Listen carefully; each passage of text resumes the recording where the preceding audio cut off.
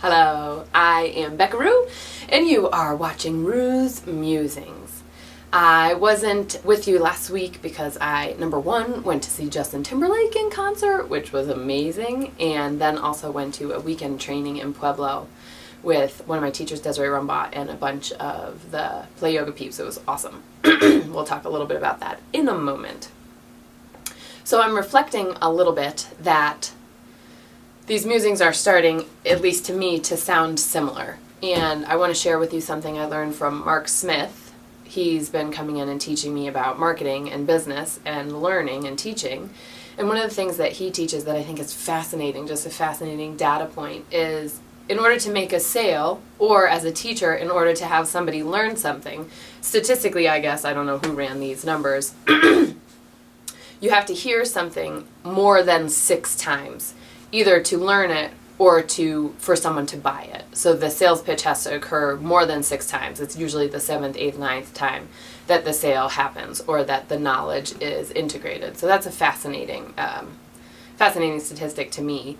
So I feel a little bit okay in that I'm offering some of the same teachings over and over and over again, and hopefully that we together get to learn them.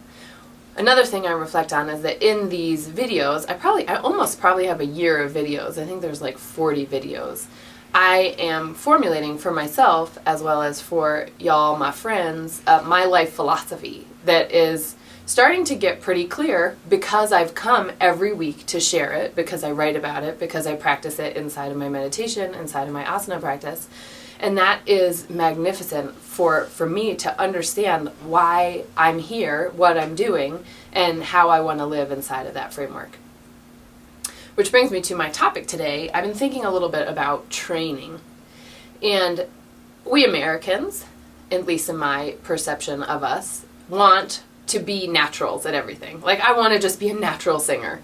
I want to sing like Jennifer Hudson naturally. No training, this is just my voice and it's magnificent. That's not true.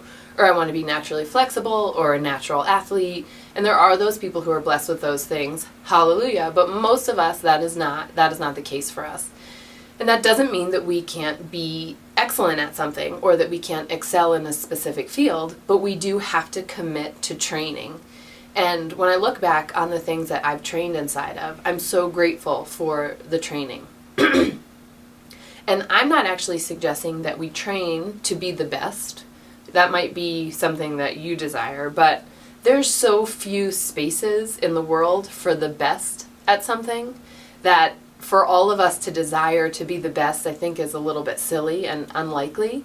And at least it's not what I'm searching for in my life. So that training occurs for the training itself, to better know who you are and what you're about and why you're alive. So I encourage you to, again, always get clear about what it is that really makes you feel excited, like what makes you feel totally you and totally whole and alive and inspired and creative. And that, to me, is where we should be putting our training. So I love yoga, and one of the things that made me want to teach about this musing today is inside of this weekend workshop, there were about 15 of us Play Yoga students who went to go study with Des. And Desiree had assistants, and both Des and her assistants commented to me how well trained as a group of people we are. And that comes from years together of study, and I'm so proud of that. So if you're watching this video and you're one of those people who's been training with me, like, well done us for knowing our shoulders. There's so much to learn inside of our shoulder joint, and I love training inside of that I now, and some of you now, have a real deep relationship with your shoulders, that you can tell your shoulder joint to do multiple things at the same time, and that gets it really strong and really flexible, and that creates freedom, stability, and grace inside of our bodies. So sexy, amazing. It's worth it to train inside of the things that you want to. So how can you be true to yourself and train around creating repetition, creating consistency, creating a baseline for yourself inside of your chosen field? And it's anything. It's photography, it's knitting, it's, a sport, running, or yoga. It's anything you want it to be. So that is up to you. The flip side to me of our training is is our daily practices. So I hope through these videos or through whatever other spiritual help or guidance you get, that as human beings we have a daily practice. Whatever it is, drinking lemon water in the morning, meditation, yoga, hiking, walking your dog, writing in a journal, any of these things, that we have a daily practice so that we can kind of be with ourselves every day, engage every day where we are just internally without all of the external circumstances and data coming in to create us monsters inside of us.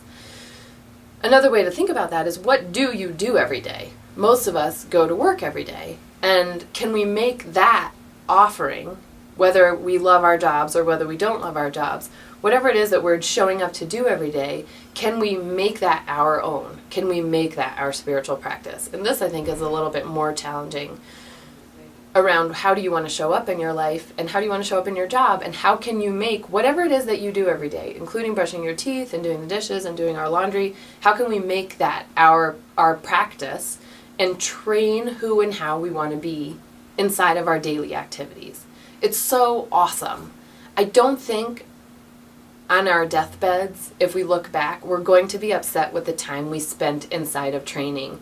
And I mean training to primarily mean I'm training to be the fullest expression of myself that I can be. The most authentic, the most real, the most aligned with who I am on the inside. As a little side note, I don't know if I said this in these musings or not, I don't love be the best version of ourselves, because again, that's like be the best at running or be the best at skiing, and we can't always be the best. And part of our wholeness is our shadow side. So it is the part of you that feels scared, and it is the part of you that feels hurt and broken. And we all have that part in ourselves. So to always strive for the shiny, perfect best, to me, is really missing the point. That we strive for ourselves. We strive to be whole inside of our own authenticity. That's my goal inside of training. And find whatever it is that you love to train inside of. Every day. Every day. Don't miss a day. Every day. Show up to be yourself. That's my message. And I know you've heard this a number of different ways, and you'll hear it hopefully every week for the next 20 years in a different way, so that we really then have a language that we can speak inside of that makes sense to all of us. I love you. Namaste. See you next week.